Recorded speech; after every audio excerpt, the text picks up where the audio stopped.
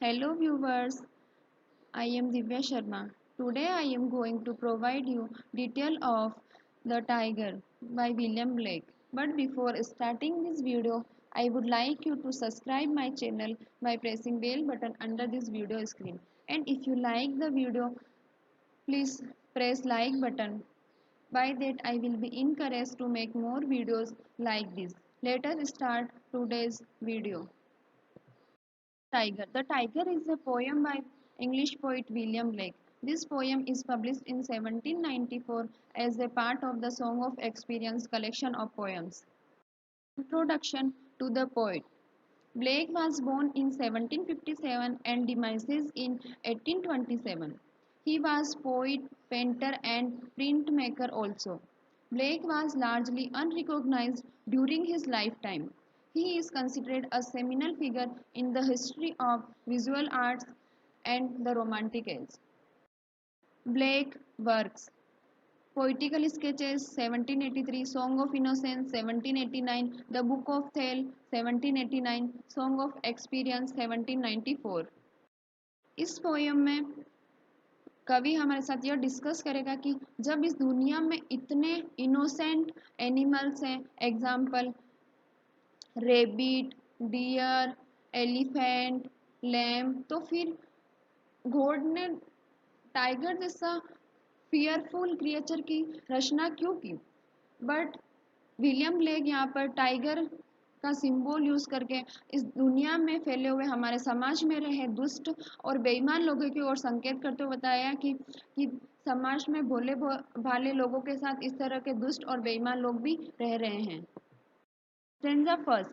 Tiger, tiger, burning bright, in the forest of the night, what immortal hand or eye could frame thy fearful symmetry?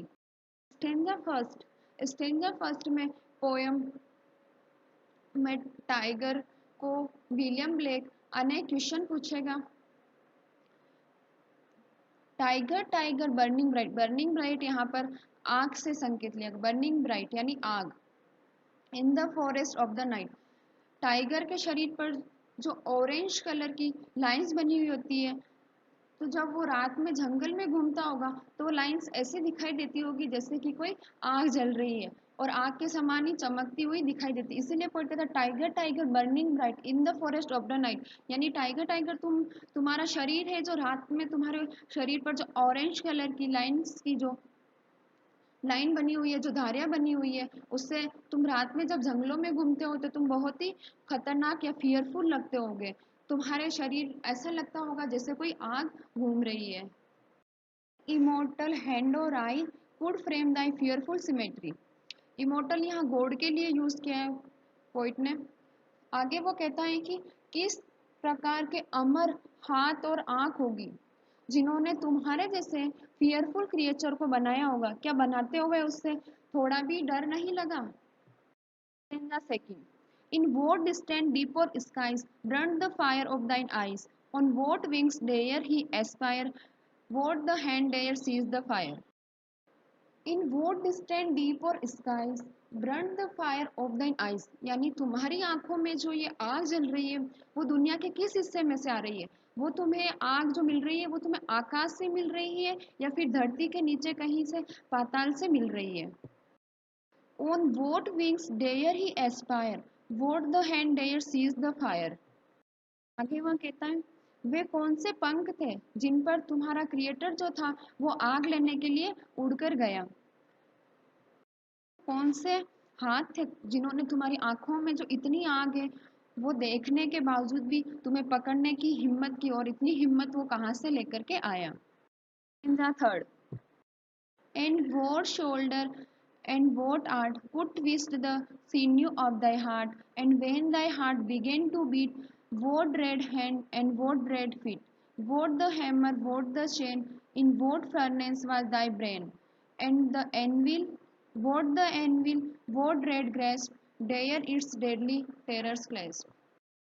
Poet वापस tiger से question करता है कि किस super natural force ने तुम्हें बनाया है। जब तुमने पहली बार सांस ली होगी तो बड़ा भयानक सा नहीं लगा होगा। ऐसे हाथ और ऐसे पैर इस धरती पर आए ही क्यों है। वो अगेन उससे पूछता है कि वह कौन सा हैमर, हैमर यानी हथौड़ा, या चेन थी, या कौन सी ऐसी भट्टी थी। वह यहाँ लोहार का सिंबल यूज करता है और बताता है कि लोहार जब कुछ चीज बनाता है तो उसे आग पर गर्म करके और भट्टी में गर्म करके और फिर उस पर हैमर यानी हथौड़ा मार मार के बनाता है। उसी तरह वो बताता है कि तुम्हें भी इसी तरह बनाया गया हो, लेकिन वह कौन सा हैमर था, या कौन सी चेन थी, और कौन सी भट्टी थी, और सबसे मेन कि वह किसका दिमाग था जिसने तुम्हें बनाया। और वह कौन सी ऐसी एनविल थी, एक तरह का औजार होता है जिसने तुम्हें इतनी देर तक कितना कसकर, तुम्हें बनाते समय कितना कसकर पकड़ कर रखा होगा। Stanza 4. When the stars threw down their spears and watered heaven with their tears, did he smile his work to see? Did he who made the lame make thee? Poet उसे वापस कहता है कि जब तुम्हें बनाया गया होगा तब बहुत बड़ा कोई तूफान नहीं आया होगा। When the stars threw down their spears, यानी उस समय स्टार्स भी तुमने देखकर डर गए होंगे और वो अपनी जगह पर ही कहीं जाकर के छुप गए होंगे। And watered heaven one with their tears, यानी कि वो इतना ज़्यादा डर गए होंगे कि उन्होंने रो रो के पूरे हेवन को किससे भर दिया होगा, पानी से भर दिया होगा। Did he smile his work to see, क्या तब भी तुम्हारा जो क्रिएचर है, जो तुम्हें बनाने वाला है, तुम्हारा क्रिएटर उस समय भी जिस बात को देखकर, इस सारी स्थिति को देखकर क्या हंस रहा था। Did he who made the lame make the, क्या तुम्हारा क्रिएटर वही है जिसने लेम को भी बनाया हो और तुम्हारे जैसे खतरनाक क्रिएचर को भी बनाया है। यहाँ पर पोइट गॉड की ओर इशारा करते हुए कहता है कि गॉड ने मासूम लेम को भी बनाया हो और इतने फियरफुल क्रिएचर टाइगर की भी रचना की है। Stanza 5.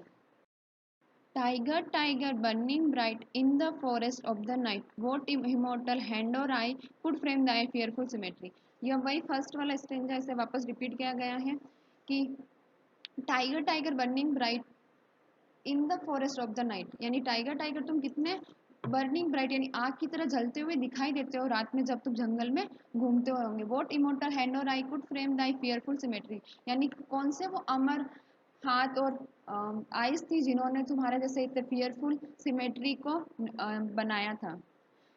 Thank you for watching this video.